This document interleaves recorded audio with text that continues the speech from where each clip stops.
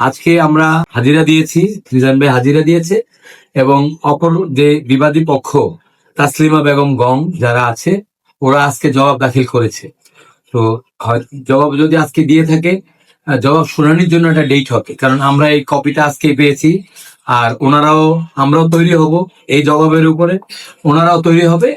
আগামী ডেটে হয়তো শুনানি হতে পারে, যদিও আমরা শুনানি করার চেষ্টা করব, আমাদের যে আরজি আছে আরজির উপরে আমরা শুনানি করব।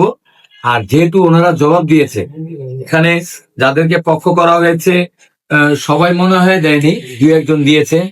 তো বাকি সবাই দিলে হয়তোবা পুরোপুরি জবাবটা পেলে আমরা ফাইনালি শুনানি হবে। আর বিষয়টা হলো, আমি এর আগেও বলেছি, সিভিল মামলা একটা লং প্রসিডিওরের একটা মামলা। ক্রিমিনাল মামলা যত দ্রুত শেষ হয়, সিভিল মামলাটা তত দ্রুত শেষ হয় না। আর জায়গা জমির মামলা তো অনেক বড় বিষয়।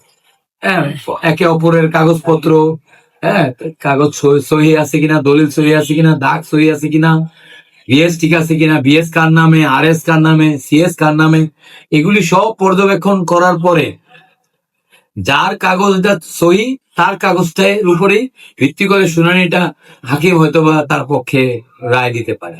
এখন বিষয়টা হলো, আমরা আমাদের কাগজপত্র দাখিল করেছি, অনেকে বলে যে মিজান ভাই সঠিক